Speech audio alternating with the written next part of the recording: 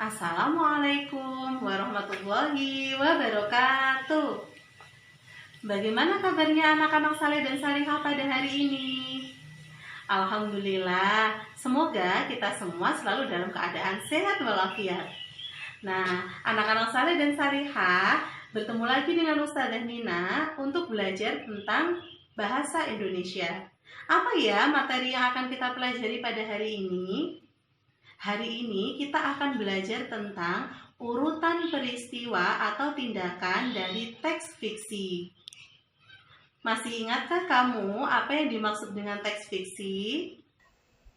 Teks fiksi adalah karya sastra yang berisi cerita rekaan atau didasari angan-angan atau imajinasi, dan bukan berdasarkan kejadian nyata.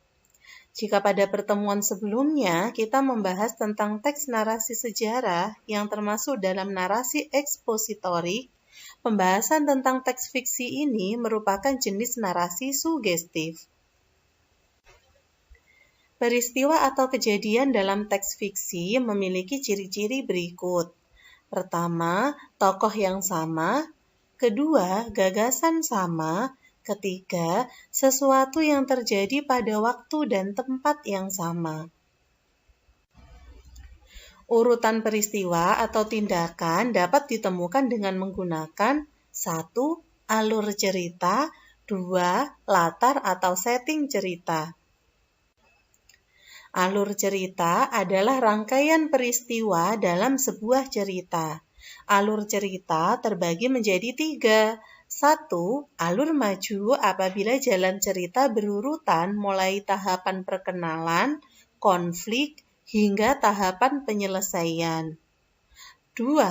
Alur mundur apabila jalan cerita dimulai dari konflik menuju penyelesaian, kemudian menceritakan kembali latar belakang timbulnya konflik tersebut. 3. Alur campuran apabila jalan cerita dari campuran antara alur maju dan alur mundur. Cerita dimulai dari konflik, kemudian menceritakan masa lampau, dan dilanjutkan hingga tahap penyelesaian atau masa sekarang. Latar atau setting cerita adalah gambaran tempat, waktu, atau segala situasi atau keadaan di tempat terjadinya peristiwa. Berdasarkan pengertian tersebut, maka dapat diketahui latar terbagi menjadi latar tempat, latar waktu, dan latar keadaan atau sana. Lalu, bagaimana caranya mengurutkan peristiwa atau kejadian dari teks fiksi? Perlu dipahami bahwa peristiwa yang dimaksud harus menunjukkan perbuatan atau tindakan tokoh, baik tokoh utama atau tokoh pembantu. Bacalah teks fiksi berikut. Malam itu, Vidya senang sekali memandang langit yang sedang cerah. Vidya menatap gugusan bintang yang tidak bisa dihitung jemari mungilnya. Di tepi jendela kamar, ia bisa merasakan terpaan lembut angin yang menyapu wajahnya. Banyak pengetahuan tentang bintang yang dihafalnya. Ibu bahkan sampai geleng-geleng kepala jika dia sudah berceloteh tentang bintang. Ada Orion, Sirius, Andromeda, dan Scorpius.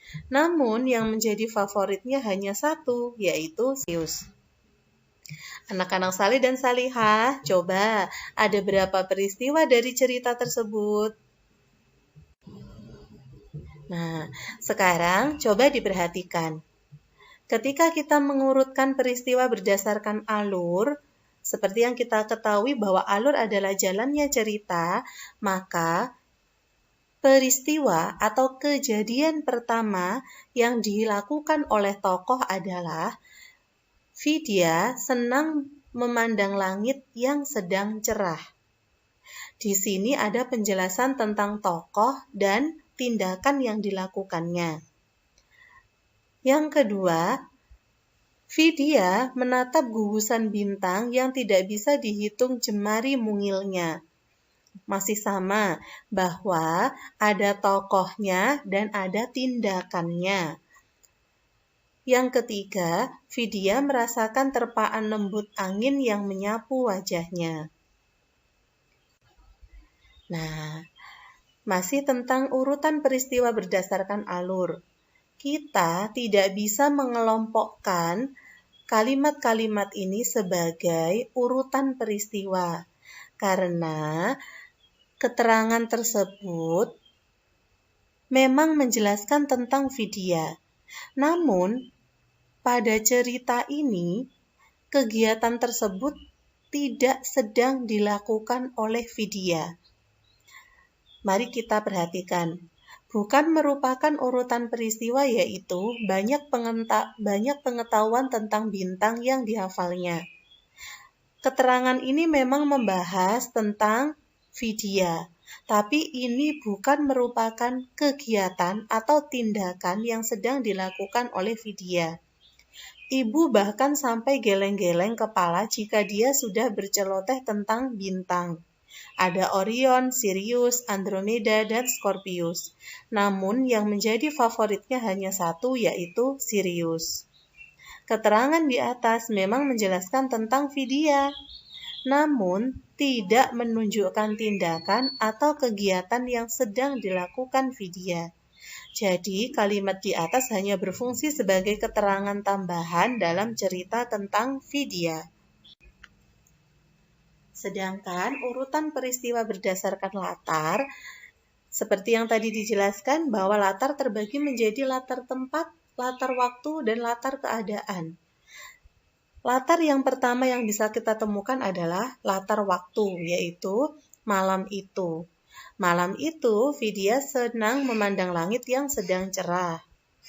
Sedangkan berikutnya adalah latar tempat, di tepi jendela kamar.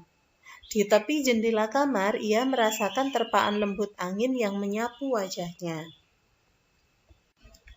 Nah, anak-anak saleh dan salihah, setelah ini Ustazah akan memberikan teks fiksi berjudul Pengalaman Tak Terlupakan di Google Classroom bagian tugas.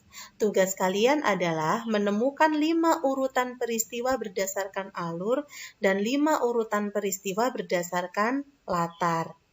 Rekamlah jawabanmu, jadi jawabannya berupa audio ya, kalian tidak perlu menulisnya. Dan uploadlah ke Google Classroom. Nah, anak-anak salih dan salihah, selamat mengerjakan tugasnya ya, tetap semangat. Wassalamualaikum warahmatullahi wabarakatuh.